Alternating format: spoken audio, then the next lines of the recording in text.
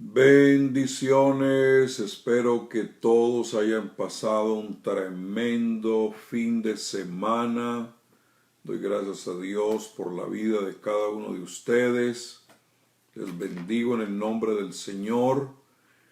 Bueno, he estado intentando toda la mañana tratar de meterme acá para hablar con ustedes y por fin encontré uno de mis sistemas para poderme meter. Y bueno, quiero hablarles acerca del tema. Jesús sí habló del arrebatamiento o es una idea posterior que se inventó un señor Darby por allá en 1840, o si en realidad es algo que enseña la Escritura y especialmente Jesús, si Él nos habló acerca de esto. Entonces vamos a tratar de estudiarlo desde la perspectiva de Jesús. Solamente quiero mencionarles dos cosas muy importantes en cuanto a este tema, y es de que Jesús, hablándonos acerca de esto, nos dijo que cuando oigáis de guerras y de sediciones, no os alarméis, porque es necesario que estas cosas acontezcan primero, pero el fin no será inmediatamente. Y dijo: entonces se levantará nación contra nación y reino contra reino, y habrá grandes terremotos, y en diferentes lugares hambres y pestilencias, y habrá terror y grandes señales del cielo. Y habló también de persecución, llevado frente a reyes, frente a gobernantes, por causa de mi nombre. Y dijo el Señor que todos esos acontecimientos, tanto externos como internos, sería ocasión o una oportunidad para dar testimonio. Entonces quiero que entiendan algo muy importante, que todo lo que está sucediendo es una oportunidad o una ocasión para dar testimonio. Y precisamente eso es lo que estaba visualizando con respecto a esto, que debemos tener nuestra mirada muy al frente y hacia arriba. Pero a la misma vez que tenemos nuestra mirada hacia el frente y hacia arriba, debemos mirar quiénes están atrás quedándose. ¿Para qué? Para que tomemos todo lo que estamos viendo en las noticias, lo comparemos con lo que está en la Escritura y le digamos a la gente: antes de que todo esto apareciera en las noticias, ya estaba aquí escrito. Y eso será una ocasión para que nuestro evangelismo sea más efectivo, porque no hay nada ahorita mismo frente a una generación tan atea y tan impía como la que se ha levantado, que podamos mostrarles y decirles: esto que está sucediendo ya estaba descrito en la palabra punto por punto. Entonces se desmonta por completo la idea de que esto es una novedad, y más bien son acontecimientos proféticos. Cuando estudio a los padres de la iglesia, eso viene más o menos del año 94 hasta el año 250, estos personajes que aparecen ahí como los padres de la iglesia, ellos dijeron que todos los acontecimientos proféticos eran importantes predicarlos y enseñarlos para que hubiera un pueblo preparado para la venida del Señor. Ellos lo vieron de esa manera y lo predicaron. Ahora cuánto más nosotros que puntualmente estamos viendo todo cumpliéndose delante de nuestros ojos. Esta semana vamos a tener una semana interesante si es que logro arreglar mi sistema. Tengo todo mi sistema caído. Para poder tener conversatorios y pasarlos de Zoom directamente a Facebook. Voy a tener un conversatorio mañana con el pastor Carlos Nicasio, donde vamos a estar viendo cómo tener un ministerio de jóvenes efectivo en estos tiempos que estamos viviendo. Entonces el martes con el pastor Carlos Nicasio nos vamos a dedicar, o sea mañana, para tratar cómo ministrar a la juventud durante este tiempo, y espero que oren para recuperar mi sistema. El día miércoles voy a tener un conversatorio con una persona a quien admiro, un hombre de Dios, el apóstol Amador Valenzuela del Paso, Texas, de la congregación Cristo Viene. Vamos a estar manejando cómo ser una voz en medio del desierto. Cómo ser una voz en medio del desierto. Una voz profética para este tiempo. Entonces vamos a estar mañana considerando ese punto tan importante. El día jueves voy a tener un conversatorio con el pastor Nicolás Ocampo, donde vamos a estar manejando el tema entendiendo los tiempos.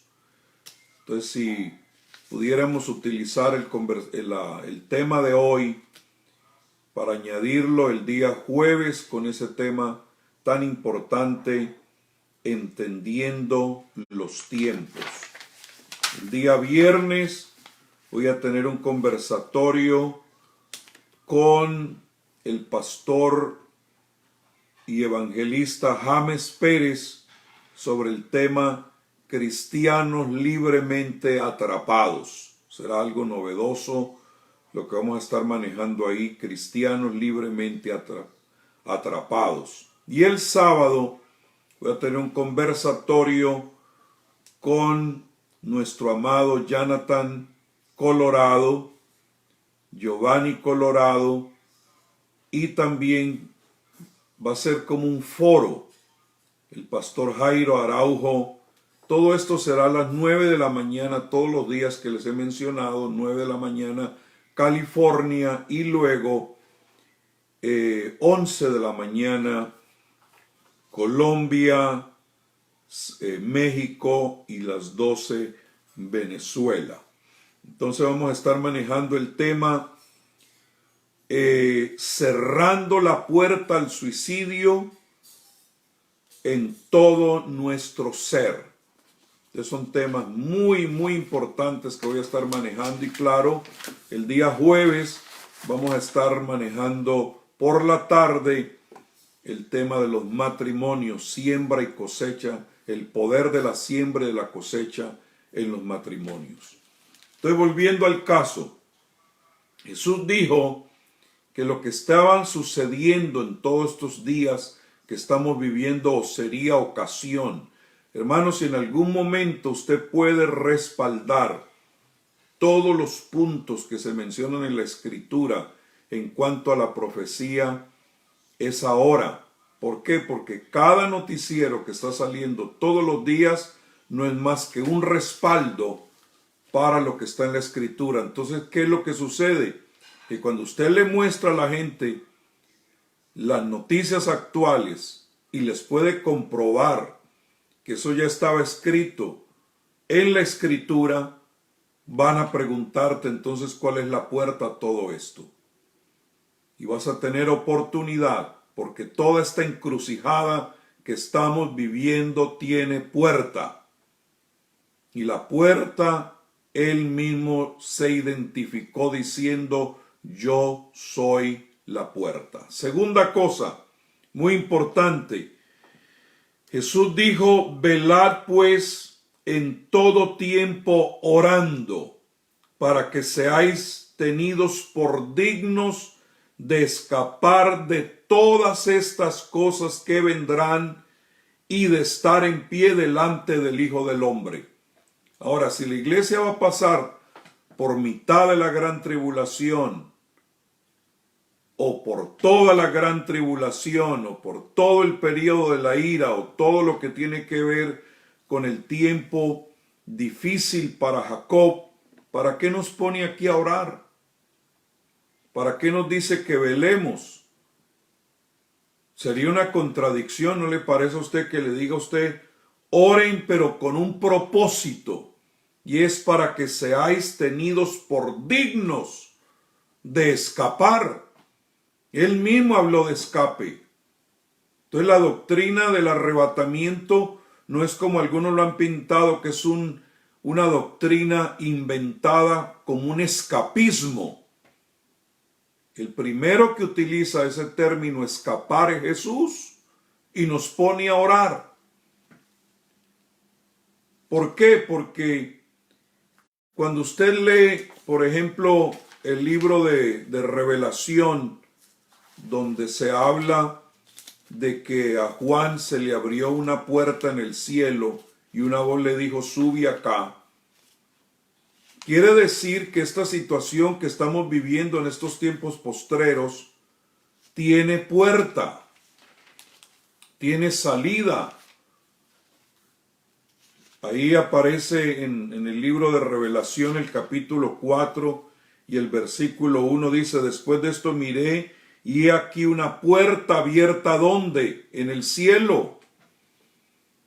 Yo quiero por favor pedirte que compartas esto porque va a ser muy importante, porque hay gente, mire, si alguna doctrina tiene ataque, es esta doctrina del arrebatamiento, pero un ataque furioso, no es un ataque normal. Cuando se habla del arrebatamiento de la iglesia, te viene un borbandeo pero impresionante, que repito, no es normal, no tiene una fuente, una procedencia normal. Eso me indica que hay algo que al enemigo le molesta supremamente cuando se habla de este tema. Entonces, esto que estamos viviendo tiene puerta. Después de esto miré y aquí una puerta abierta, ¿dónde? Arriba, no abajo, no enfrente, no por los lados, arriba, en el cielo. Y esa voz que oyó como de trompeta hablando conmigo dijo, sube acá y yo te mostraré las cosas que sucederán después de estas. Ahora, note usted que me llama la atención que la voz de trompeta le dijo, sube, no te subo, sino sube. O sea, tú mismo toma un impulso, ya que estás viendo esa puerta abierta en el cielo, sube. No dijo yo te subo. ¿Por qué estoy mencionando eso?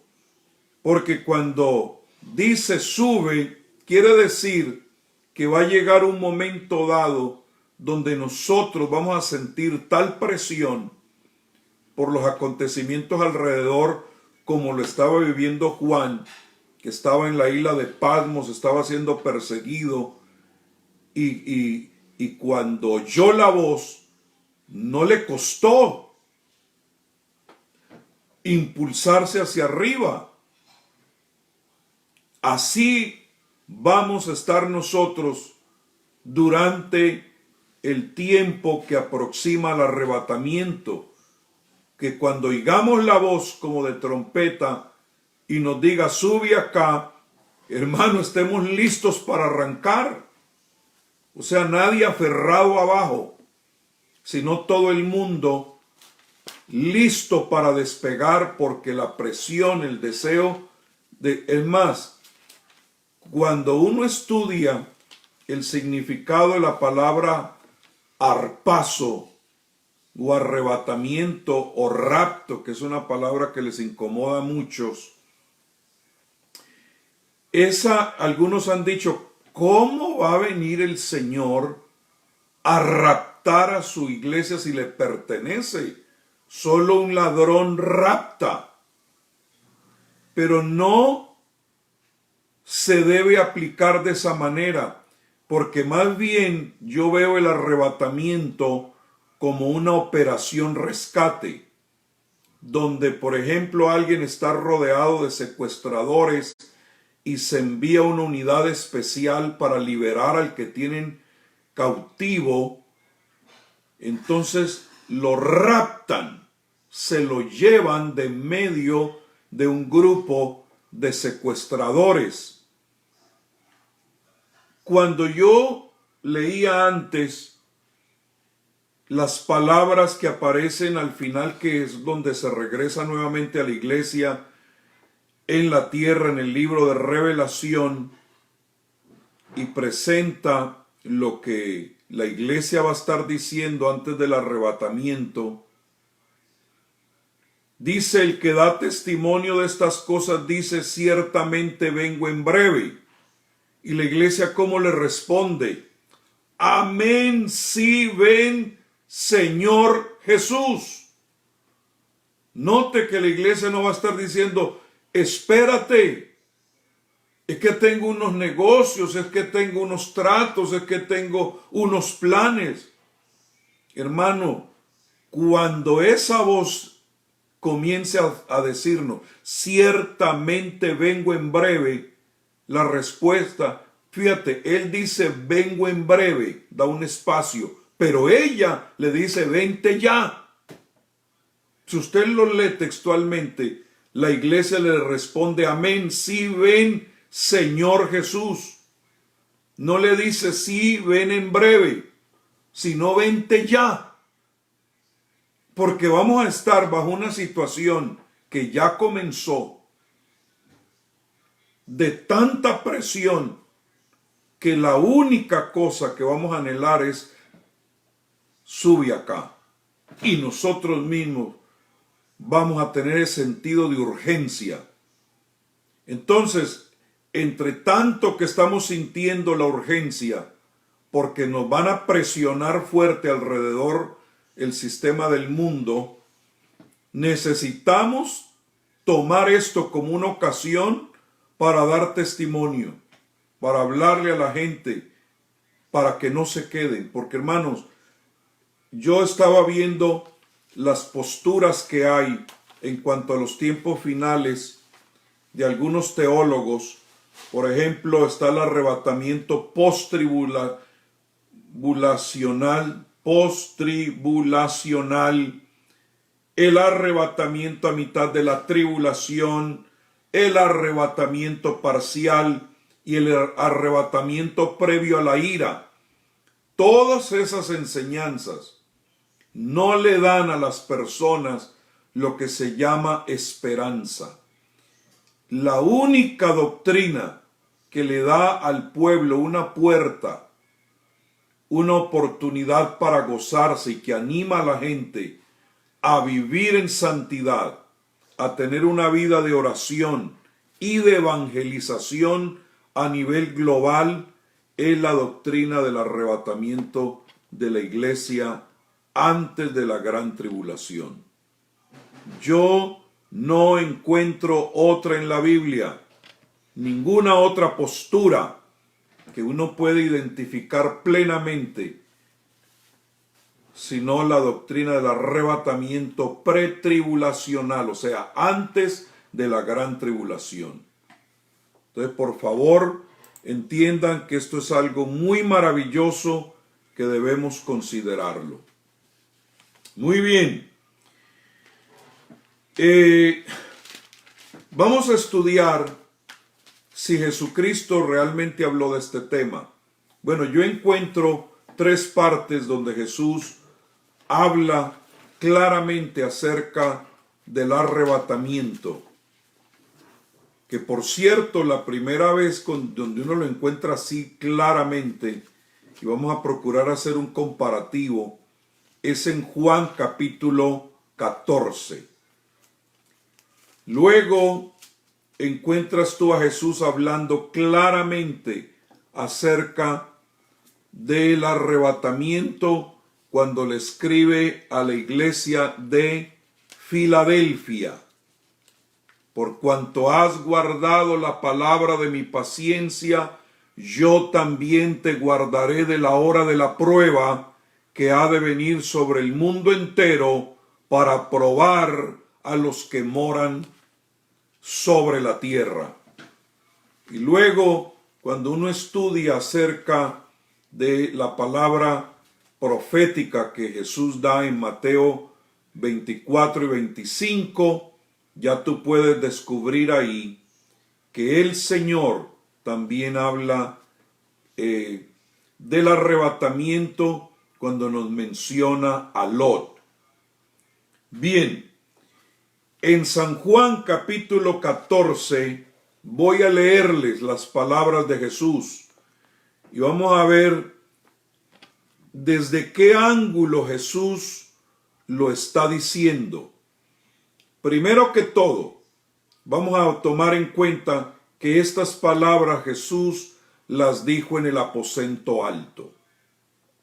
Y el aposento alto es el sitio donde Jesús siembra la semilla en sus apóstoles para que ellos entendieran cómo funcionaría un misterio que se iba a revelar plenamente a partir del día de Pentecostés. Tienen que tomar eso en cuenta y lo voy a tocar un poquito más adelante. Luego lo menciona esto en el sentido donde un judío podía entender ese lenguaje más que nosotros que tenemos una mentalidad occidental. Y tenemos que volvernos y mirar que el lenguaje que aparece en Juan 14 tiene un sabor oriental, especialmente para una mentalidad judía. Como los apóstoles a los cuales les estaba hablando ahí eran judíos, ellos entendieron esta forma de expresar Jesús, esas palabras. Para nosotros no tiene tanto sentido a no ser que conozcamos la cultura, que es el trasfondo para poder entender este pasaje. Espero que me esté explicando, amados. Entonces, y lo voy a explicar con mayor detenimiento en el nombre del Señor, en un momento. Ay, Señor, qué lástima que tengo todo este sistema caído. Bueno, voy a leerles. En San Juan 14, los primeros 4 versículos. Aquí viene. No se turbe vuestro corazón. Creéis en Dios, creed también en mí. Note la manera como Jesús va acomodando este mensaje del aposento alto. En la casa de mi Padre muchas moradas hay. Si así no fuera, yo os lo hubiera dicho. Voy pues a preparar lugar para vosotros. Y si me fuere y os preparare lugar, vendré otra vez y os tomaré a mí mismo, para que donde yo estoy, vosotros también estéis. Y sabéis a dónde voy, y sabéis el camino. Entonces, aquí hay unas llaves que tenemos que descubrir. Primero que todo, la manera como Jesús está hablando aquí, está hablando en términos de un desposado, hablando con su desposada. Por eso les dije que ahí siembra él las semillas de lo que sería su desposada. Ahora, yo quiero decirle a los hermanos que me están viendo ahora, que les invito nuevamente a que compartan, que la iglesia nunca se refiere, o sea, Jesús nunca se refiere a su iglesia como su novia. Ese es un error, porque eso habla de nuestra cultura occidental. En la cultura oriental se hablaba era de una desposada. porque había un trato que se hacía previo. Entonces, cuando se hacía ese trato de padre a padre y se daba la dote, la muchacha no era la novia, la muchacha era la desposada y debía mantenerse por un periodo de tiempo lista y preparada para cuando viniera su desposado para iniciar todo el proceso de la boda. Por eso es que María, siendo tan jovencita, fue escogida para traer a Jesús, pero ya ella estaba desposada. Ella no era la novia de José, era la comprometida, que es el término que más se acerca en nuestra cultura. Cuando ya el novio viene y le pone el anillo y dice, ¿aceptas casarte conmigo? Ella dice, sí, le pone un anillo como evidencia de un compromiso, es un anillo de compromiso antes de que vengan las argollas en el día de la boda. Es lo más cerca que hay. Entonces Jesús, cuando habla aquí en Juan 14, está hablando de ese sistema que ellos tenían. Cuando usted lo entiende, hay por lo menos 10 puntos que Jesús mencionó aquí que tienen que ver con todo el proceso de matrimonio de un desposado con una desposada. Entonces, Juan 14, por favor, comparta. Insisto en esto porque quiero bendecir hoy a mucha gente, porque esto será testimonio. Lo que usted encuentra aquí es un pacto matrimonial donde el desposado inicia un establecimiento de pacto donde se habla de pagarse un precio para que juntos tomen de la misma copa. Cristo inició a través de su sacrificio esto que yo les estoy mencionando, y Pablo, que tuvo la revelación completa de lo que es el misterio de Cristo y su iglesia, él menciona esto en Primera de Corintios capítulo 6 y el versículo 19.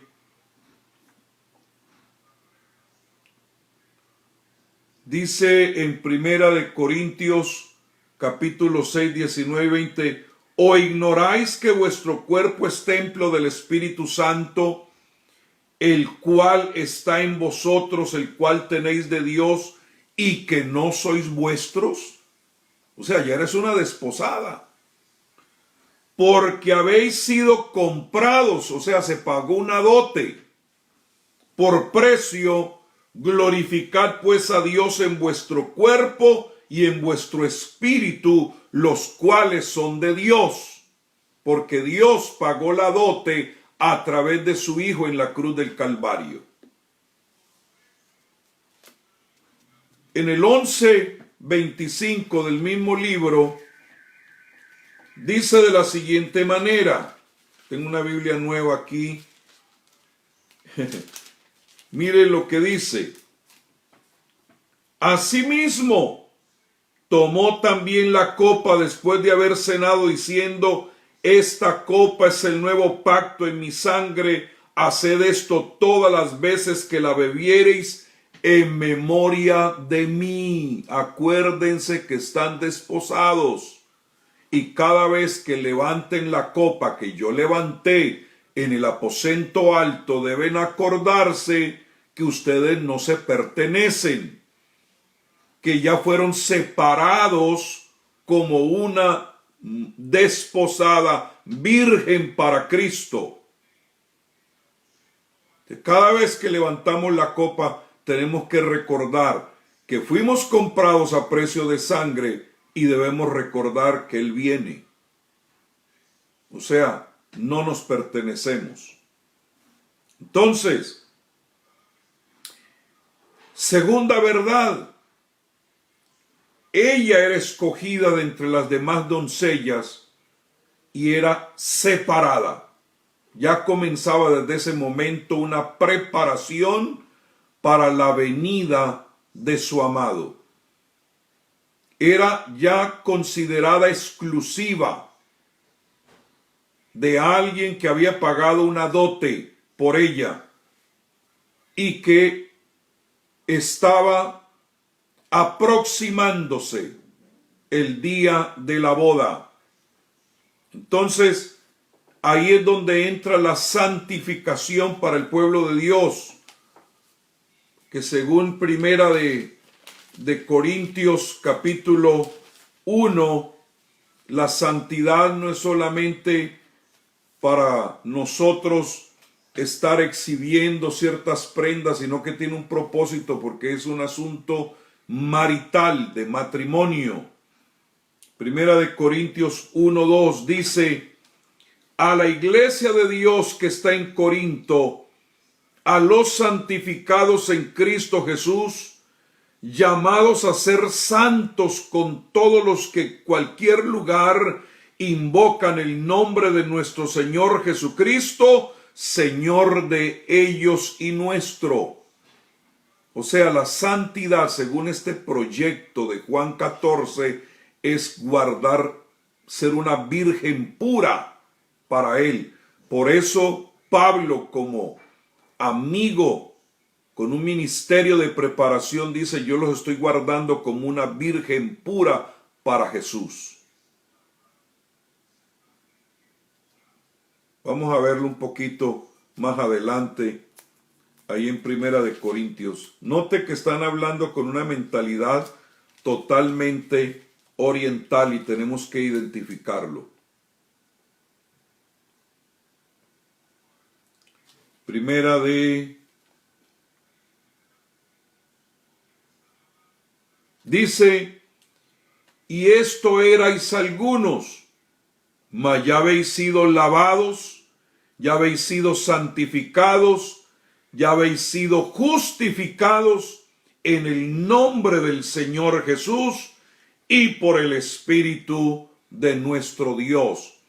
Entonces, en esa misma mentalidad, cuando usted recibe el Espíritu Santo, que es un ayudador para guardar esa pureza, pero también se menciona que son como unas arras, es decir, un anticipo de uno que te desposó para apartarte exclusivamente para Él, porque Él está preparándose para unas bodas. Entonces, ¿qué es lo que hacía? Venía el padre, daba la dote, se aceptaba el trato, se apartaba la muchacha y de ahí en adelante todo lo que ella hacía. Por eso es que José pudo haber mandado a apedrear a María, porque dice: me apareció embarazada, cuando el trato es que ella tiene que ser una virgen para mí, porque yo di la dote. Pero por eso intervino el cielo y dijo: no, no la abandones. No tienes que infamarla, porque lo que hay en ella es del Espíritu. Entonces José aceptó porque se dio cuenta que era algo del cielo, pero en la mentalidad de él esta me falló. Y lo mismo es una iglesia que debe estar preparada como virgen y aparezca embarazada de falsos cristos, de falsos profetas. Entonces, ¿qué es lo que se hacía? El desposado se iba y en la casa del padre comenzaba a construir una habitación extra para ahora traer a su amada a esa habitación que estaba preparando. Entonces se regresa a la casa del padre y comienza a preparar esa recámara. Y algunos pueden decir, pues con razón algunos interpretan que es una mansión, porque si se demoró 6 días el Señor haciendo todo lo de la creación, ahora lleva 2000 años, tiene que ser algo impresionante. No, es que en la mente del Señor apenas son 2 días, hermanos. No son 2000 años. En el sistema de él apenas lleva 2 días y promete que al tercer día entonces haría un trabajo de restauración. Entonces, en Juan 14:2 habla de esa casa. En la casa de mi padre muchas moradas hay. Si así no fuera, yo le hubiera dicho, voy pues a preparar ¿qué cosa? Lugar para mi desposada. Ahora me llama tanto la atención que en Hechos dice, y habiendo dicho estas cosas, viéndolo ellos, fue alzado y le recibió una nube que le ocultó de sus ojos. Y estando ellos con los ojos puestos en el cielo, entre tanto que él se iba, he aquí se pusieron junto a ellos 2 varones con vestiduras blancas, los cuales también les dijeron, varones galileos, ¿por qué estáis mirando al cielo? Este mismo Jesús que ha sido tomado de entre vosotros al cielo, así vendrá como le habéis visto ir al cielo. ¿Por qué habla de esa manera? Porque los que lo vieron ir al cielo para ir a preparar ese lugar, ni uno solo de ellos era una persona no creyente. Ninguno. Si ahí estaban más de 500 hermanos, o póngale usted que estaban los 120 o los 12, como haya sido, lo cierto del caso es que los que lo vieron irse, todos eran creyentes. Y a esos creyentes se les prometió que así como le habían visto irse, o sea, que los que van a ver el regreso de él antes de la gran tribulación tienen que ser creyentes. Tienen que ser parte de la desposada. Y viene en una acción de urgencia con un arpazo. ¿Por qué? Porque están rodeando tanto a la que él ama, a la cual él compró a precio de sangre, que va a venir a llevársela repentinamente. Entonces ahí no había entre ese grupo que lo vieron irse y que recibieron el testimonio de los ángeles, ni una sola persona que no fuera creyente. Quiere decir que los que van a poder ser levantados y verlo otra vez en las nubes descender, tiene que ser gente creyente. No va a haber ni un solo incrédulo ahí. Eso es algo muy interesante. Entonces, mientras que se hace el trato y él va a preparar la desposada que se queda, ese periodo de tiempo es un periodo de prueba de lealtad. Un periodo de prueba de lealtad. Mire lo que dice Santiago 4:4. Voy a cambiarme aquí de... Ay, Señor. Bueno. Santiago 4:4. Mire lo que dice. Oh almas adúlteras, ¿no sabéis que la amistad del mundo es enemistad contra Dios? Cualquiera pues que quiere ser amigo del mundo se constituye en enemigo de Dios. ¿Por qué habla de esa manera tan fuerte? Porque, hey, tú no eres una muchachita loca por ahí. Eres una desposada. Entonces una que está desposada no puede ser amiga del mundo.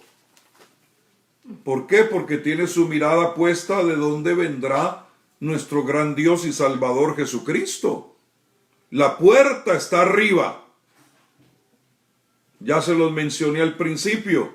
Entonces ella no puede estar alocada aquí con las cosas de abajo de este mundo, porque se convierte en una enemiga de aquel, o sea, que él reciba noticias que a la que le está preparando está embarrada en otras cosas aquí abajo. No puede ser así, no, ella está fielmente, porque este es un periodo de prueba de fidelidad para aquel que nos compró, nos desposó, nos dio las arras y nos está preparando un lugar para llevarse a esta que durante este periodo de tiempo no esté en una actitud adúltera.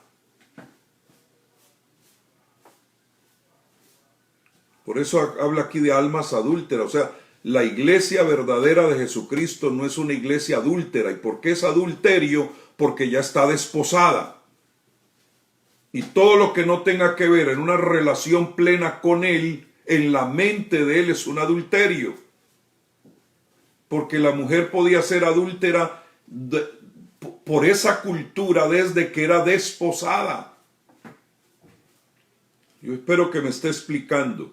Entonces, cuando pasa ese periodo, el siguiente paso es venir a recogerla, venir a llevársela. Regresa en un tiempo que es muy interesante la manera como lo hacían, porque cuando de repente aparecía el desposado, venía con sonidos que indicaba que estaba llegando, venía como con una exclamación. Vamos a ver Juan, vamos a ver algo muy interesante aquí. Permítanme, les leo porque quiero tener mucha calma para compartir este tema en el nombre de Jesucristo. Primera de Tesalonicenses 4, 16 y 17 dice: porque el Señor mismo, con voz de mando, con voz de arcángel y con trompeta de Dios, descenderá del cielo, y los muertos en Cristo resucitarán primero. Luego nosotros, los que vivamos, los que hayamos quedado, seremos arrebatados juntamente con ellos en las nubes para recibir al Señor en el aire, y así estaremos siempre con el Señor. Entonces, exactamente el mismo proceso que había cuando se oía la voz de ese que ella estaba esperando. Inmediatamente decía: se llegó el momento de abandonar el lugar donde me he criado para ir a unirme con este mi amado al lugar que Él me ha preparado. Y eso es lo que menciona ahí en Primera de Tesalonicenses: sea aquí el mismo Señor, o sea, el desposado. Él no va a poner a otro a invitarla a ella, porque ningún otro tiene derecho a llamarla. Solo Él tiene derecho a llamarla. Allá en el libro de Revelación son ángeles tocando trompetas. Eso es algo muy diferente en la gran tribulación. Aquí especifica tal y cual con la mentalidad que tenían ellos de lo que era un sistema de matrimonio, el Señor mismo, el desposado. Porque si fuera otro, los muertos en Cristo no resucitarían, porque su pueblo solo oye su voz.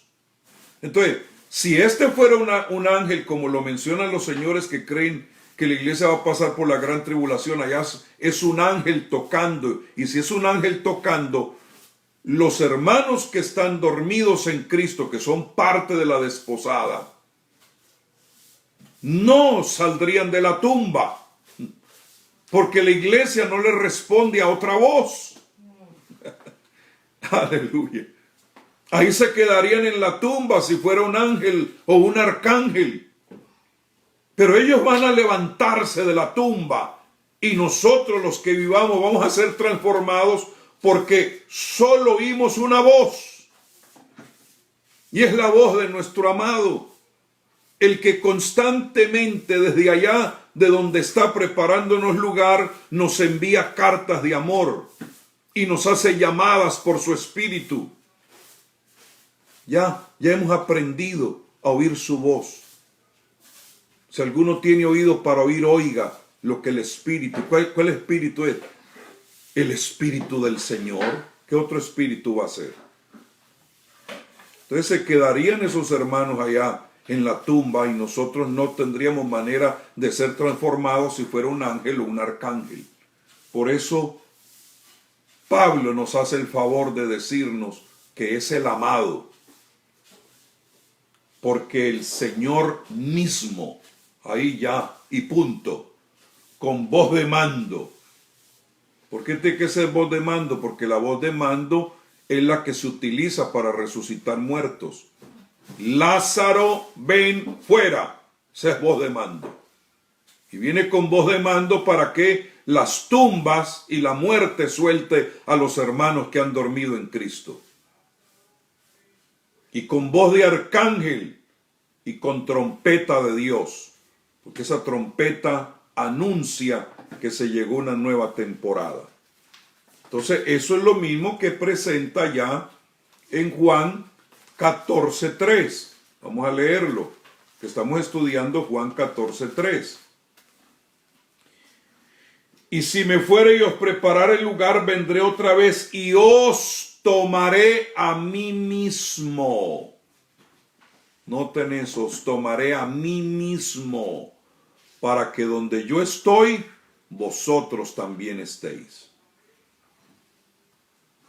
Ahora, fíjate qué interesante, que cuando se casaban en aquel tiempo y venía él a recoger a su desposada, se la llevaba a casa de su padre y ahí la tenía en casa de su padre escondida por 7 días antes de mostrarla en público a todos los invitados. En casa del padre por 7 días la tenía oculta en unos preparativos, en un sistema que ellos utilizaban antes de la boda. Ahora, ¿cuáles serán esos 7 días que vamos a estar escondidos en la casa del Padre? Antes de manifestarla públicamente. Y Él también manifestarse públicamente a todos. ¿Ah? ¿Qué creen ustedes que sean esos 7 días? Hermano, pues los 7 días de la gran tribulación. Mientras aquí está exactamente el mismo periodo, allá eran 7 días antes de la ceremonia pública, y aquí serán 7 años que estaremos allá arriba con el Señor, en la casa del Padre, porque Él aquí lo dijo, en la casa de mi Padre. Que es muy importante entender eso y le voy a explicar en un momento por qué, si tengo el tiempo. Entonces, durante esos 7 días, escúchame bien, 3 cosas sucedían. La última semana de la semana de Daniel, la iglesia va a estar allá escondida y van a suceder 3 cosas que era la costumbre de ellos.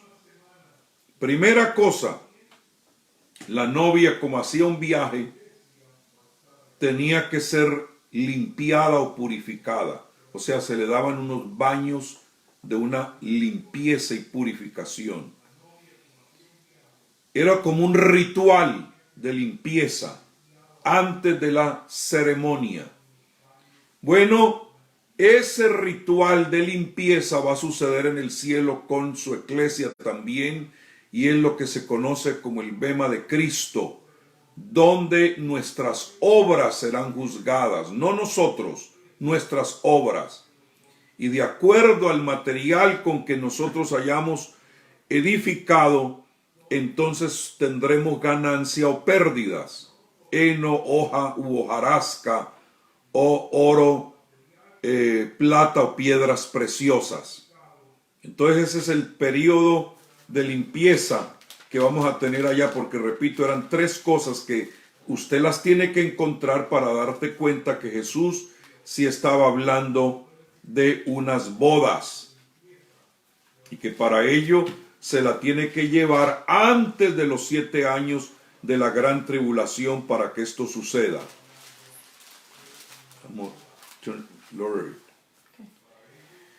Mire lo que dice aquí.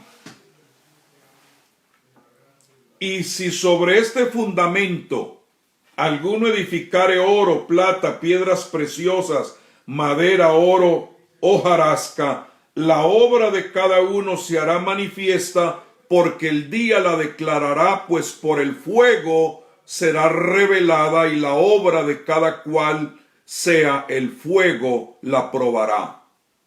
Si ve, si permaneciere la obra de alguno que sobreedificó, recibirá recompensa.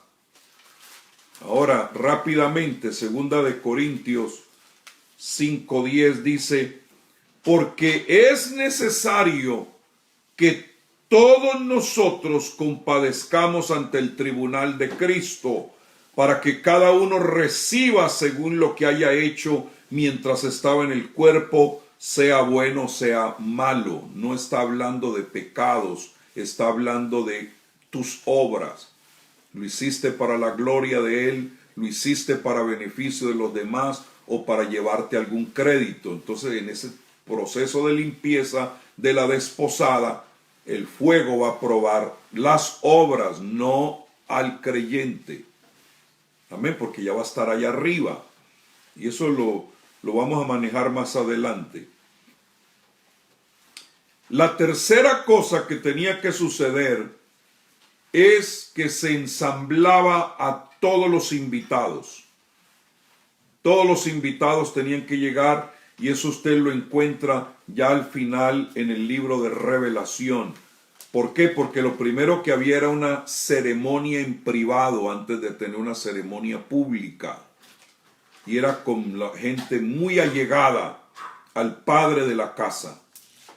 Y eso es lo que encuentra usted en Revelación 9:7, donde dice, gocémonos y alegrémonos y démosle gloria, porque han llegado las bodas del Cordero y su esposa se ha preparado.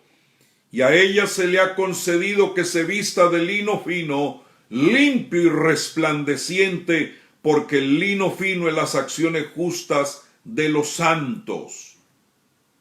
Y entonces habla que en esa ceremonia privada van a haber unos invitados.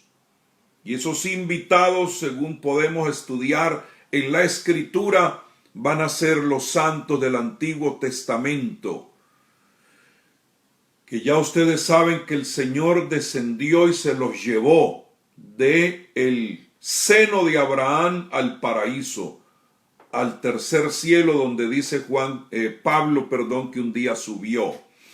Entonces, ellos van a ver a la iglesia de Jesucristo, porque los santos del Antiguo Testamento no van a ser parte de la desposada, de la esposa del Cordero. Van a ser los invitados a las bodas. Amén, porque ellos no pasaron todo el proceso que se tiene que pasar para ser parte de la iglesia. Entonces, todos esos santos del Antiguo Testamento van a participar de ese segundo evento que tenía que suceder, y es de que era presentada ella, ya vestida, pero en una ceremonia exclusiva, privada, frente a invitados que serán los santos. Entonces, ¿qué va a suceder? Que la iglesia que usted forma parte, yo formamos parte, Abraham estará mirándonos, Moisés, Elías, Eliseo, David, todos los que aparecen en la lista ahí de Hebreos 11 estarán como testigos de esa ceremonia privada. Cuando se hacía esa ceremonia privada, entonces venía lo que se llamaba la consumación, es decir, el novio o más bien el esposo y la esposa, entraban a consumar ya ese matrimonio por completo. Vamos a verlo acá. Dice, a fin de presentársela a sí mismo.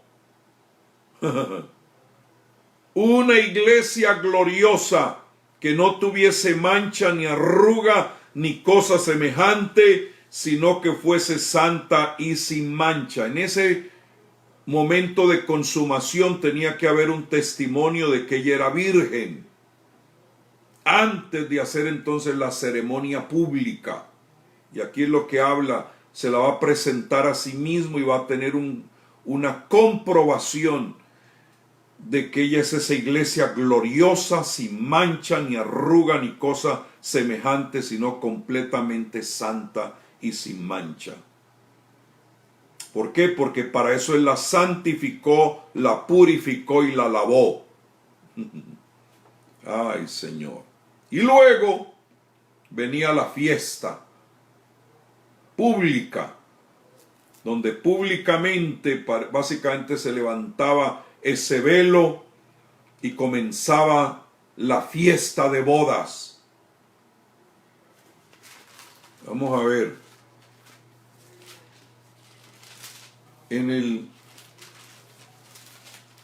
Vamos a ver aquí qué dice la Escritura en cuanto a esto.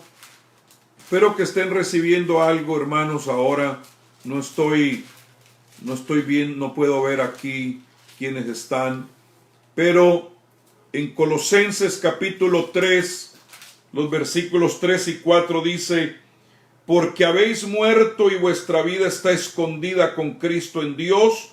Cuando Cristo vuestra vida se manifieste, entonces vosotros también seréis manifestados con Él en gloria.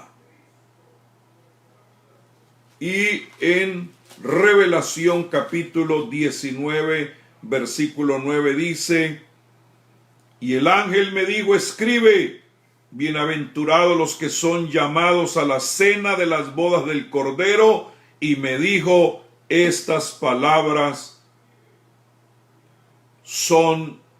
son palabras verdaderas de Dios. Entonces, lo que habla ahí Juan capítulo 14 tiene que ver con las bodas, y para ello él se la tiene que llevar 7 días para tenerla en el lugar que le preparó. Ahora, resulta que un estudiante de la Biblia hizo una comparación entre lo que Jesús dijo en Juan 14 del 1 al 4 con Primera de Tesalonicenses capítulo 4 del versículo 13 al 17, que es donde Pablo abiertamente habla del arrebatamiento, para ver si había una coincidencia en cuanto a estudio. Ahora, algunos dicen, no, eso no tiene nada que ver, porque Juan escribió su evangelio después, por ahí como en el año 80, y Primera de Tesalonicenses es la primera epístola que el apóstol Pablo escribió. Entonces, ¿cómo podía, si se escribió posteriormente y todavía el evangelio de Juan no había sido escrito, que Pablo utilizara lo que Juan posteriormente escribió? Entonces lo usan como argumento para desbaratar este paralelo que yo les voy a mostrar. Pero resulta que Pablo, cuando escribe acerca de esto, voy a ver, aquí tengo anotado, lo escribió en el año 51 después de Cristo, y el Evangelio de Juan fue escrito en el año 80, hay una diferencia de años. Entonces dice, si Pablo escribió Primera de Tesalonicenses primero y Juan lo escribió muchos años después, no podía haber utilizado las palabras de Juan 14 para haber escrito Primera de Tesalonicenses 4. Pero amados, la idea es esta. Si muchos años después Juan escribió lo que Jesús dijo antes de que Pablo escribiera, quiere decir que todavía estaba clara las palabras de Jesús en la mente de los que estuvieron presentes cuando Jesús dijo esas palabras. Pero que me está explicando. Y además que el apóstol Pablo claramente nos dice que él lo que escribió ahí acerca del arrebatamiento lo estaba haciendo de acuerdo a las palabras que el mismo Señor había dicho. Entonces, Pablo no lo recibió escrito, lo recibió oralmente, porque ese era el tema de la conversación, especialmente lo que Jesús había dicho en Juan 14 en el aposento alto, porque repito, ahí donde se dan los códigos de lo que llegaría a ser posteriormente la iglesia de Jesucristo, y él sembró esa idea. Muy bien, entonces vamos a ver esos paralelos antes de entrar más adelante. Noten ustedes, mire, primera cosa, Jesús dijo: no se turbe vuestro corazón. Déjeme, yo me voy aquí a mi Biblia, a esta otra Biblia, para que ustedes vean esto tan hermoso, porque quiero que lo reciban.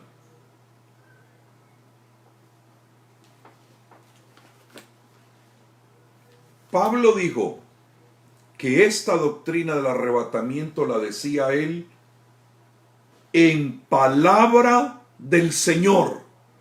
O sea, Pablo está diciendo, no es un invento mío. Pablo está diciendo, les voy a hablar del arrebatamiento porque esa es palabra del Señor. Y Juan, cuando escribe su evangelio, nos dice, sí, es cierto, el Señor lo dijo, que él iba a arrebatar a su iglesia. Entonces, estas no son ocurrencias de Pablo, son palabras del Señor. Léalo, ahí está claramente en Primera de Tesalonicenses 4, versículo 15. Por lo cual os decimos esto en palabra del Señor. ¿Dónde aparecen esas palabras del Señor? Bueno, Juan después nos da testimonio, efectivamente, el Señor lo dijo. Mire este paralelo. No se turbe vuestro corazón. En otras palabras, ante todos los acontecimientos del último tiempo, el corazón de ustedes no se turbe. Llénense de confianza. En vez de tener turbación, llénense de gozo, porque vuestra redención está cerca. Porque ya se llega el tiempo de las bodas del Cordero. Ya está el mismo Señor por venir a arrebatarnos. ¿Cómo lo utiliza Pablo en esos mismos términos? Mire lo que dice en el versículo 13. Para que no os entristezcáis como los demás que no tienen esperanza. Entonces usa Jesús la palabra no os perturbéis. No se turbe vuestro corazón. Y Pablo dice una palabra semejante: no os entristezcáis. Entonces, tomemos las dos. Ni me voy a turbar por lo que está sucediendo, ni tampoco me voy a entristecer, porque tengo una puerta que está por abrirse en el cielo. Número 2. Jesús dijo: creed en Dios, creed también en mí. Y en el versículo 14, Pablo dice: porque si creemos que Jesús murió y resucitó, así también, o sea, este asunto según Jesús, y luego Pablo lo declara ya, es para gente que cree. Por eso les dije que cuando se fue el Señor en la nube, todos los que vieron eso eran creyentes, y los que van a ver el regreso por su amada también tendrán que ser creyentes. Porque repito, aquí Pablo dice que esto es para gente que cree. Porque si creemos que Jesús murió y resucitó, también tenemos que creer que va a venir otra vez. Y Jesús dice, ¿creéis en Dios? Creed también en mí. Ahí vamos viendo el paralelo. Tercer paralelo. Dios, dice Jesús, y en mí. Es el objeto de nuestra creencia. Dios y también en mí, dijo Jesús. Y Pablo en el versículo 14 dice, si creemos que Dios, y dice con Jesús, ¿sí lo ve? El paralelo ahí. Jesús dice, si creéis en Dios, creed en mí. Y luego Pablo dice, si creen en Jesús, crean en Dios.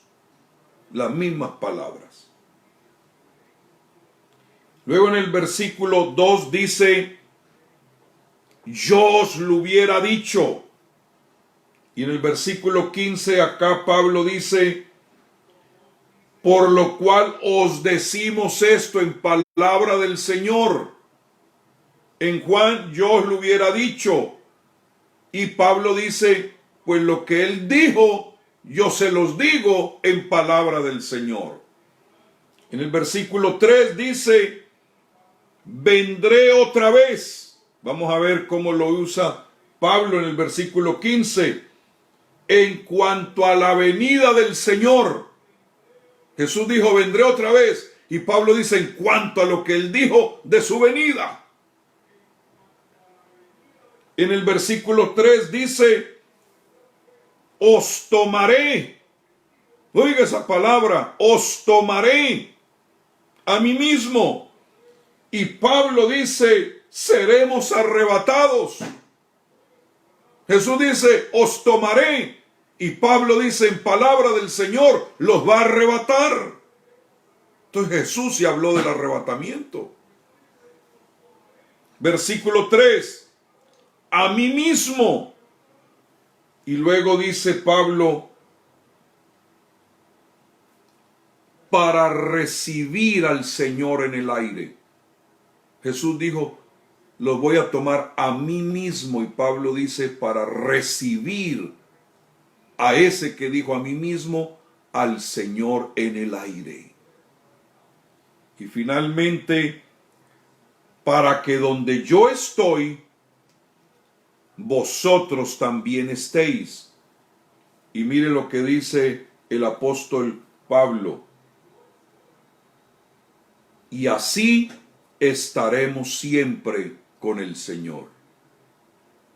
Ustedes ven los paralelos ahí tan impresionantes. Entonces Pablo, cuando escribió del arrebatamiento, era mencionando Juan 14 más.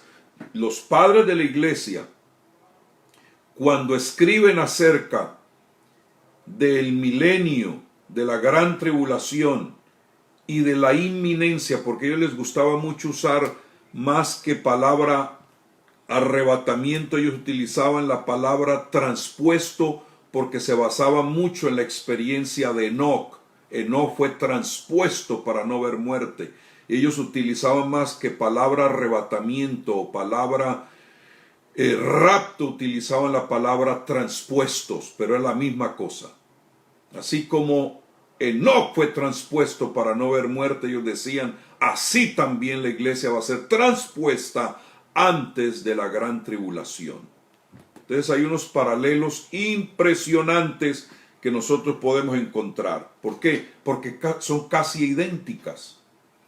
Pero ¿saben ustedes que este mismo hombre, J.B. Smith, que hizo ese paralelo entre Primera de Tesalonicenses 4 y Juan 14, que encontró esas llaves tan impresionantes, 1, 2, 3, 4, 5, 6, 7, como 9 llaves, 8 a 9 llaves. Agarró Juan 14 y lo comparó con Revelación 19, cuando ya él habla de la venida del Señor, no por, sino con su iglesia, y no encontró ningún paralelo, ni parecido remotamente, dándole a entender a J.B. Smith que eran dos acontecimientos separados el uno del otro. Mire qué glorioso. Ni una sola comparación hay entre un acontecimiento. Quiere decir que el arrebatamiento de la iglesia es una cosa y la segunda venida del Señor con su iglesia o con sus santos es otra cosa. Pero estas dos escrituras que le mencioné, el paralelo es asombroso, es maravilloso y lo puedes seguir en un orden, porque Dios es un Dios de construcción y todos los paralelos los hace con orden preciso, porque así maneja Él sus asuntos. No hay ninguna irregularidad en la progresión de lo que Jesús dijo y lo que dijo el apóstol Pablo.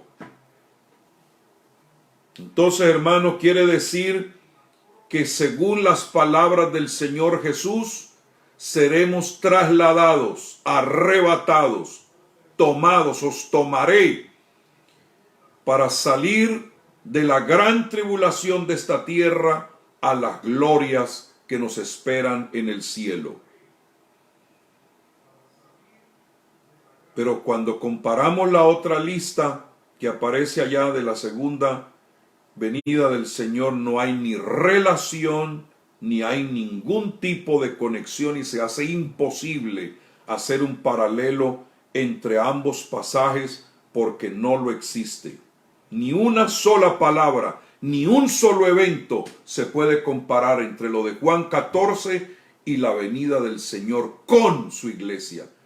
Entonces, ¿dónde quedan pues los que hablan de que la iglesia va a pasar por la gran tribulación? No se encuentra en la Escritura. ¿Por qué? Porque Pablo escribió conforme a lo que el Señor había dicho, según Primera de Tesalonicenses 4:15. Muy bien. Este discurso del aposento alto es un semillero de revelación para los que formamos parte de la iglesia, porque ahí el Señor establece los principios doctrinales que los apóstoles tenían que anunciar y predicar. Por eso necesitamos volver y leer ese sermón del aposento alto, porque ahí hay llaves para este tiempo. Y Pablo, que fue el que tuvo la revelación de lo que era la iglesia de Jesucristo, tenía que basarse precisamente en ese sermón para poder edificar sobre eso y aclarar lo que era ese principio. Ahora, ese sermón del aposento alto lo encuentra usted desde el capítulo 13 del Evangelio de Juan hasta el capítulo 17. Lo invito a que vaya y lo lea, porque hay un sabor escatológico que se suelta a través de ese sermón que Jesús les dio allá.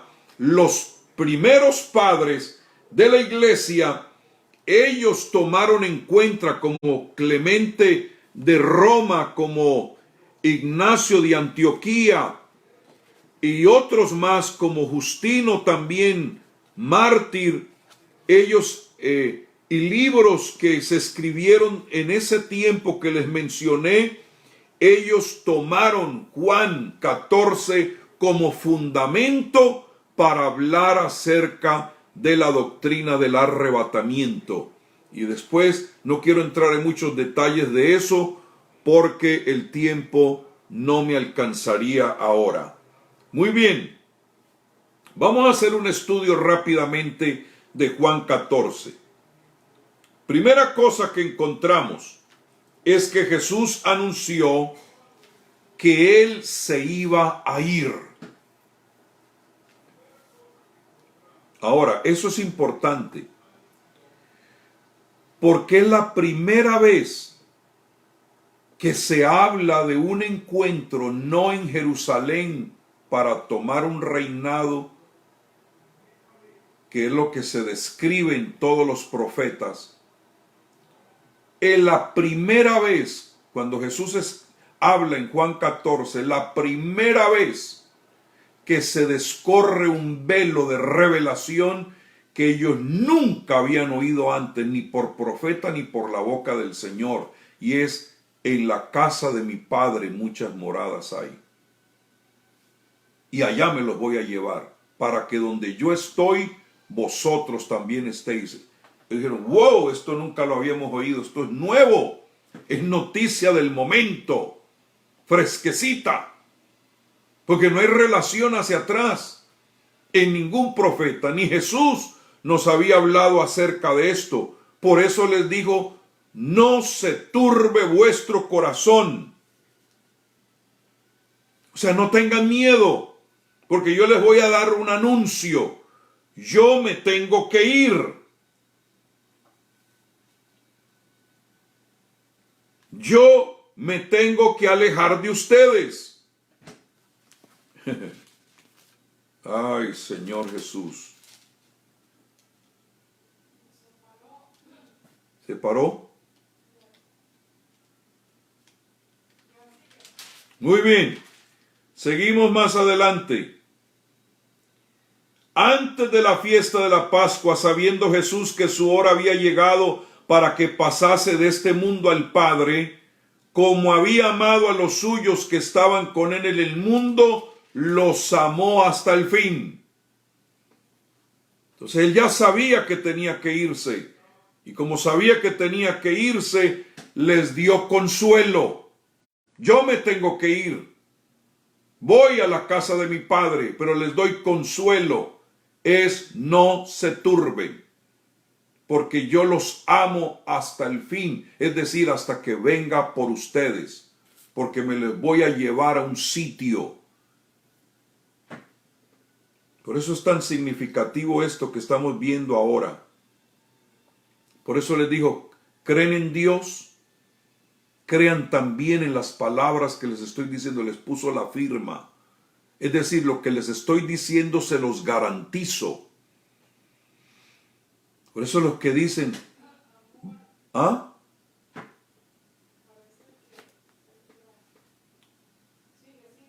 Bueno, parece que ya comienzo a tener problemas acá también. Entonces, consuélense. Lo que necesitan en este tiempo es creer. Crean en mí. Crean en lo que yo les estoy diciendo. Por eso es que inmediatamente Tomás salta y le dice: bueno, usted nos está hablando acerca de un camino. Pues muéstranos ese camino. Porque, Señor, no sabemos a dónde vas. ¿Cómo pues podemos saber el camino? Y él les dice: yo soy el camino, la verdad y la vida. Nadie viene al Padre si no es por mí. Si me conocieseis, también a mi Padre conoceríais, y desde ahora le conocéis y le habéis visto. No estás hablando de un camino, no estás hablando de una casa, pues háblanos directamente. Y Jesús les dijo: yo soy ese camino para llegar a esa casa. Entonces, no se turben, porque ustedes están bien ubicados. Crean. Y luego les dice: en la casa de mi Padre muchas moradas hay. Si me fuere, yo les voy a preparar lugar. Entonces hay tres cosas que debemos recibir de estas palabras de Jesús. Que el Padre tiene una casa. Segundo, que en esa casa hay muchas moradas. Y esto, cuando yo leí esa parte, que hay muchas moradas, yo comencé a alabar a Dios, porque la palabra morada ahí es moné, que algunos la han traducido mansión y han hecho canciones de que voy a una mansión, que tengo una mansión en los cielos. No es mansión, y les voy a explicar por qué. La mansión es algo que mal tradujeron, porque la palabra más que se apegaba más a monet, que Jesús la mencionó ahí, era mansión, como parecida. pero no tiene que ver con mansión, sino que habla de una habitación, lo que habla de una morada, pero no una mansión. ¿Por qué no va a ser una mansión allá? Porque va a ser solo por 7 años, porque vamos a regresar por 1000 años con él a reinar. Ahora, si le desbaraté a usted una idea que tenía de mucho tiempo, me disculpa, pero la palabra que aparece ahí es morada, no mansión. Y eso lo vamos a ver. En esa casa del Padre hay muchas moradas. Y eso, repito, a mí me emocionó más que el hecho de pensar que tengo una mansión que al fin y al cabo con cuerpos transformados. ¿Para qué usted va a necesitar una mansión de varias habitaciones? ¿A quién se va a llevar? Si cada persona va a tener una mansión allá arriba, ¿para qué tanto espacio? Hello. Eso no tiene sentido. Pero lo que sí tiene sentido es que va a haber una morada, un lugar donde estaremos con Él. ¿Y cuál fue mi motivación de alabarlo? Dije, wow, cuando Él vino a nacer a este mundo, dice la Biblia que no se halló lugar para Él en el mesón. Es decir, que el hombre, cuando Él vino a este mundo, no le dio una morada. Con razón que Él dijo, el Hijo del Hombre no tiene lugar donde recostar su cabeza. Aquí no me han dado una morada. Pero yo, para ustedes, en casa de mi Padre, sí tengo muchas moradas. O sea, cuando habló de muchas, es que hay espacio, hay lugar. Un familiar tuyo se convierte ahora, hay morada para ese familiar. Un vecino tuyo se entrega, hay morada para ese vecino tuyo. El cielo no está escaso de moradas. Hay espacio para todos los que quieran venir. Al que a mí viene, nunca le digo hotel lleno, no hay habitación, vaya, busque otro sitio. A mí me ha pasado que voy manejando por altas horas de la noche y digo, mi esposa, ya no aguanto manejar más, vamos a parar en el próximo hotel que nos encontremos. Está bien. Y cuando llega uno al próximo hotel, dice, no hay vacantes. Ay, Dios mío. Y el siguiente, 50 kilómetros más adelante. ¿Ah?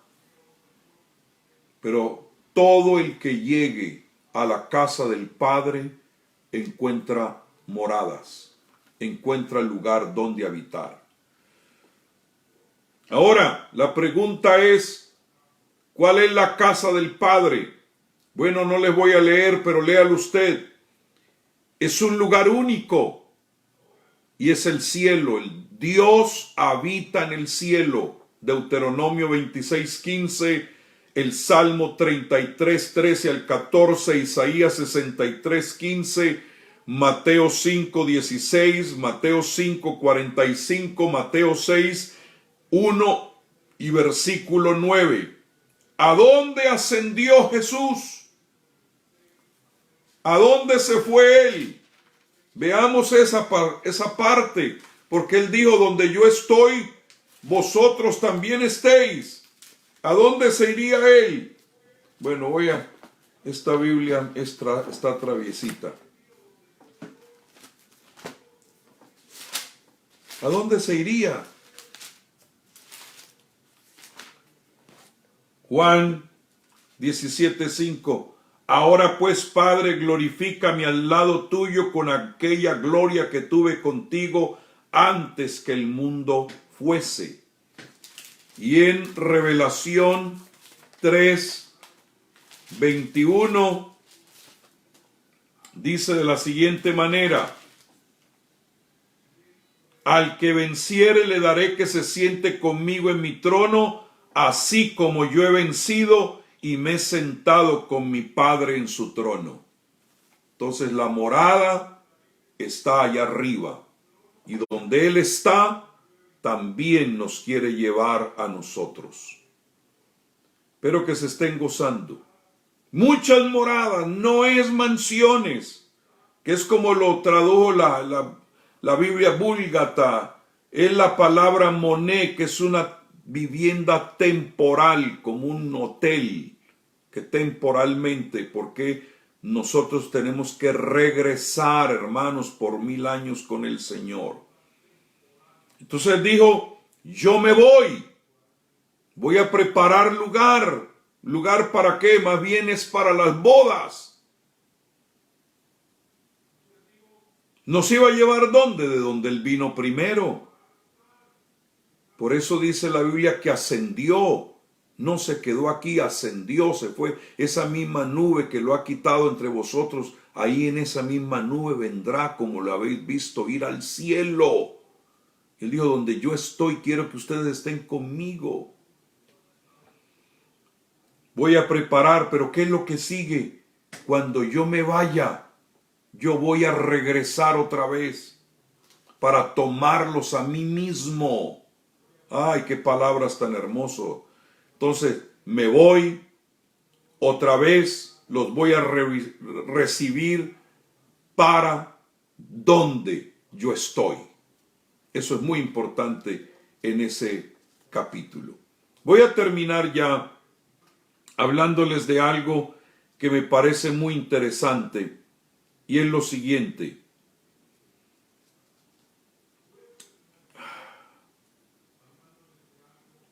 Número 1, que debemos comenzar ya a aspirar, tener nuestro encuentro con Él. Donde tú estás, Señor, ahora, queremos estar contigo. Y debemos hacerlo como una oración para que seamos tomados por dignos de escapar de lo que viene y estar delante de Él, que ese es otro término de boda. Cuando el novio se para y ella se para delante de Él. Y así vamos a estar. Cuando Él venga por nosotros, vamos a estar delante de nuestro amado.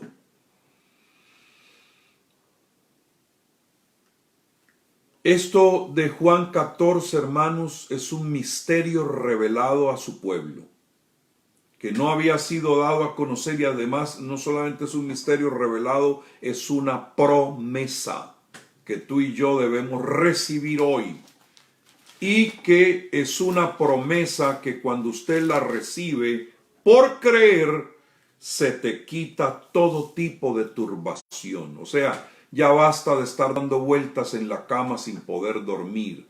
Este mensaje es para que no te turbes, para que no te angusties, para que recibas gozo en tu corazón, porque tenemos la esperanza bienaventurada de su venida. Él lo prometió y Él lo cumple, porque le puso doble confirmación. ¿Crees en Dios? ¿Cree en mí? Bueno, no te turbes, porque tengo un lugar para ti. Te estoy sembrando esa semilla sobre la cual tú puedes educarte, consolarte y puedes sostenerte en tiempo de angustia. Ahora, hay quienes han dicho que este pasaje no tiene nada que ver con el arrebatamiento y han sacado 5 propuestas que al uno estudiarlas de cerca descubre que no tienen nada que ver con lo que Jesús dijo cuando se hace un exégesis preciso de ese pasaje. Por ejemplo, algunos creen que tiene que ver con la muerte de los creyentes. Otros creen que tiene que ver con la salvación. O sea, que cada vez que se muere un creyente, entonces el Señor viene apareciendo una y otra vez, cuando en la manera como está escrito en este pasaje es una sola aparición, una sola venida. Y os tomaré a mí mismo, vendré otra vez. ¿Cuántas venidas? Cada vez que se muere un hermano, Él está viniendo. Él habla de un solo vendré otra vez. No cada vez que un creyente se muere o cuando una persona se convierte. ¿Cuántas venidas tiene Él? Ni tampoco habla de la resurrección de Cristo, como algunos creen, o el Espíritu Santo que cayó el día de Pentecostés, porque el día de Pentecostés el Espíritu vino, pero en este caso nosotros iremos. Mire por ejemplo, en el primer caso que algunos presentan acerca de que tiene que ver con la muerte de los creyentes. En primer lugar, Jesucristo, cuando habló de la muerte de los creyentes, no es el que viene por el alma del creyente. Jesucristo dijo que los ángeles vienen y toman el alma de ese creyente, según Lucas 16:22. Cuando Esteban, el primer mártir de la iglesia, murió, él no dijo Jesús vino por mí, lo vio de pie, pero allá arriba él tuvo que ir a donde el Señor estaba. Él permanece en el cielo cuando un creyente parte para estar con él. Yo veo al Señor, dijo Esteban cuando estaba siendo sacrificado. Entonces los creyentes, su cuerpo queda en tierra, su alma va al Señor.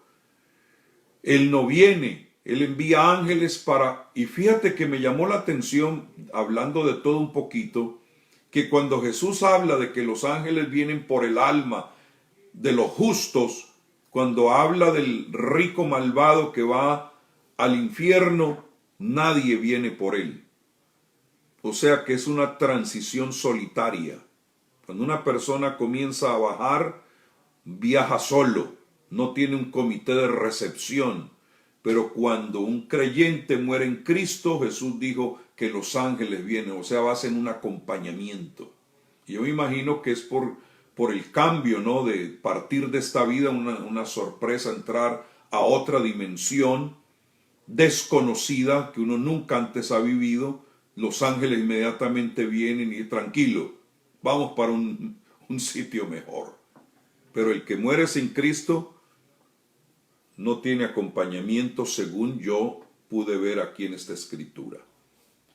El pobre hombre dice que murió y fue llevado por los ángeles al seno de Abraham, pero murió el rico y fue sepultado. Ahí no hubo ningún comité de recepción. Aunque algunos han testificado que son demonios los que vienen, pero no encuentro, a lo menos yo no he encontrado esa evidencia en la escritura, pero el creyente tiene ángeles. Entonces Jesús permanece en el cielo de pie, y me llama la atención eso también, que cuando es por martirio, Jesús no lo recibe sentado, sino que lo recibe de pie con honores.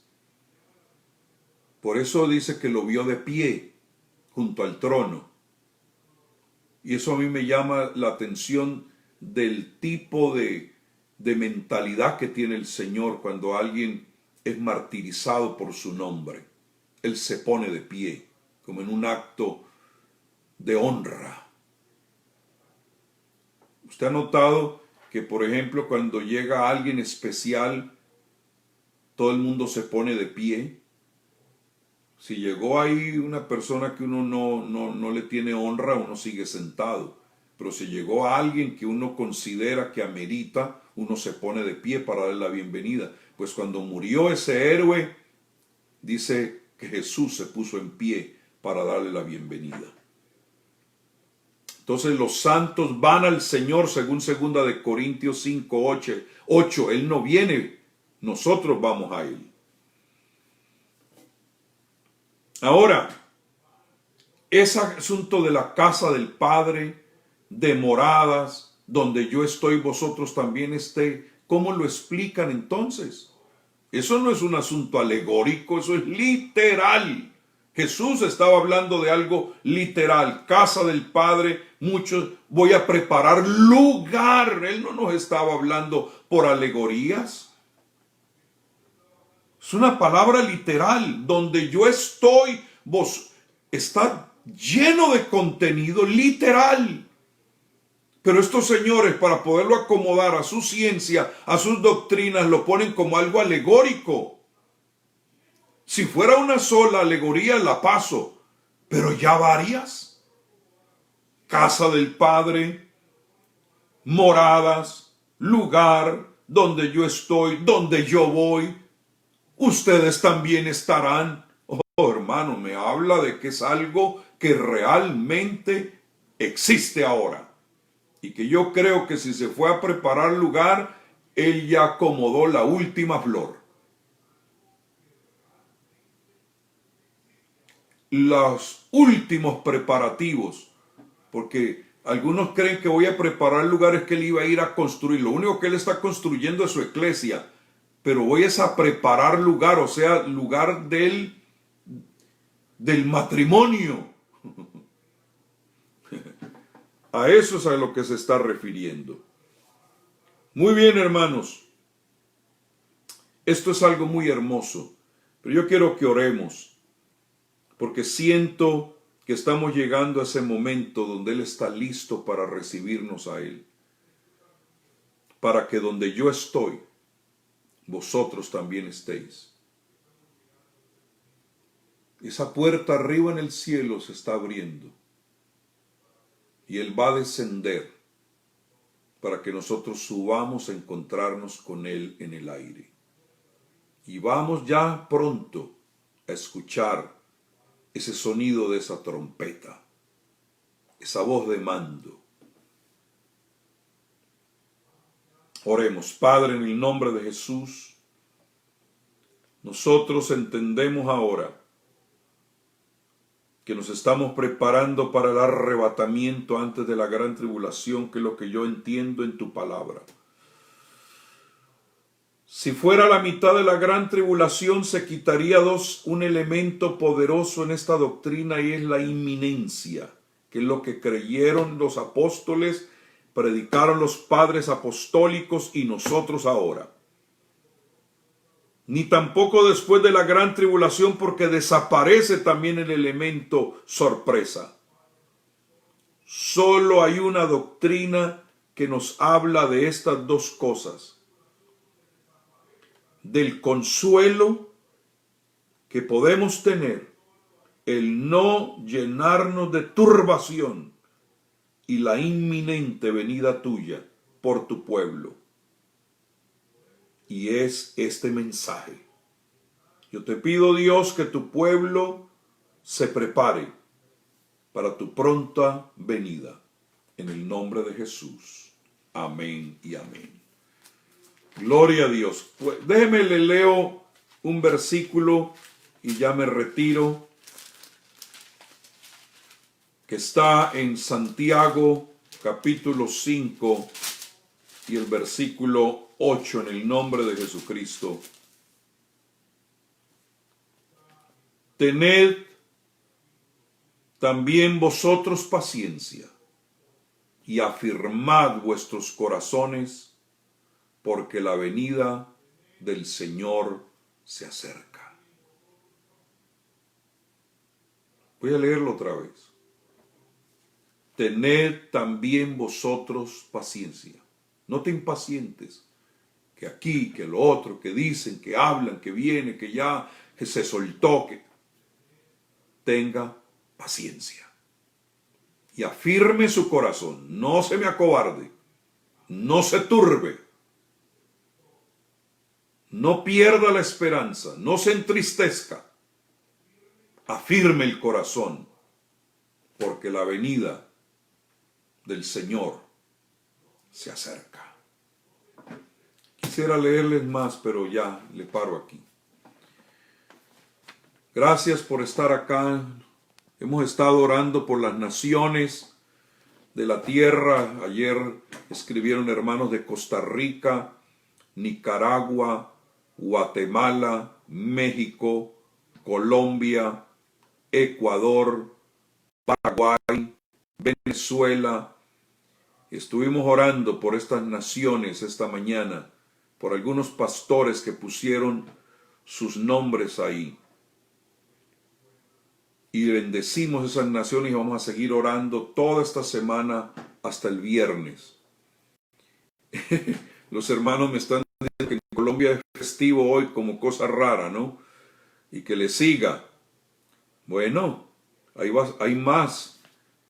Tengo un tema que lo manejo aquí con ustedes y posiblemente regrese más tarde, si el Señor me lo permite. Quiero hablar con las águilas de guerra y explicarles acerca de eso. Entonces, amados, el Señor viene, eso sí no me cabe duda, y que está cerca. Wow. Bueno, voy a saludar a ustedes. Mano Adonai García, Felipe Herrera, qué bendición. Bogotá, dice. María Luisa Carrasquilla, desde Canadá, también los añadimos en la oración. Medellín, amén. Ricardo Cuesta, escríbame de dónde están, amados, para yo saber. Wilson Torres desde Colombia, Imelda Estepa. ¿Dónde está hermana Imelda? Hermana Patti, esa sí sé dónde está. Es hija nuestra en la fe. Chocó, Colombia. ¡Wow! Pastor Melquis, qué bendición. Esa es una área linda de Colombia, el Chocó. Ricardo Rojano desde Barranquilla. Nelita Tica, esa tiene que ser Tica, no puede ser otra cosa. De Costa Rica. Zeneida Salazar, oiga, qué bendición. Desde Valledupar, la hermana Yesenia Pimienta. Hermana Regina de la Cruz, esta es vecina. Stephanie Muñoz desde Ecuador. Wow, qué bendición, amados. Palmdale, California, con razón. Mano Heraldo desde Bogotá, mi amado Henry Silvera de Barranquilla, sin COVID, lo declaramos en nombre de Jesús. Y ahí cerquita está Francisca en Cartagena. Andrés de la Cruz, México. Yusef Ochoa, te bendigo. Pereira. Tuluá, Colombia. Wow, esa es una tremenda ciudad. Jorge Iván Zamorano desde Cali. Mano Gerson Nieto, que ese es un permanente aquí. Y hay que hacerle una tienda. Mi amado Pastor Jairo González, te bendigo desde Turbaco. Qué bendición. Juanita Ramos desde Houston, Texas. Wow. Florencia, Caquetá, es un lugar que quiero conocer. Pastor Bismar. Qué bendición. Florencia, Caquetá, esa es una tierra que quiero conocer un día, si Dios me lo permite. Desde Nueva York, la hermana Esperanza Benavides. Qué belleza. Esme, te bendigo. Andrade Santiago. Con Cozumel, esa ya es otra cosa. Estamos hablando ya de otra cosa. Y México, qué belleza. Bueno, amados, desde Maryland, gloria a Dios. Un abrazo, bendiciones. Entonces, más tarde les anuncio con tiempo para regresar y les seguimos acá. Bendiciones.